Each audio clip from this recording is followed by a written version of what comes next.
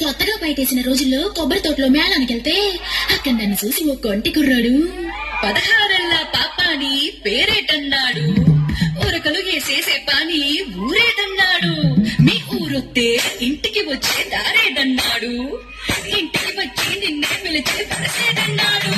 నా పేరు పారిజాతో మా ఊరు పెద్దాపురం, మెరకేది కడని కోరు కాదునా వరస పేరు. నా పేరు పారిజాతో మా ఊరు పెద్దాపురం, మెరకేది కడని కోరు కాదునా వరస పేరు అని చెప్పగానే పిల్లడు తెచ్చిపోయాడు, పిల్లని గిచ్చిపోయాడు, కొసి జారిపోయేలా పిల్లడు సింగులసాడు.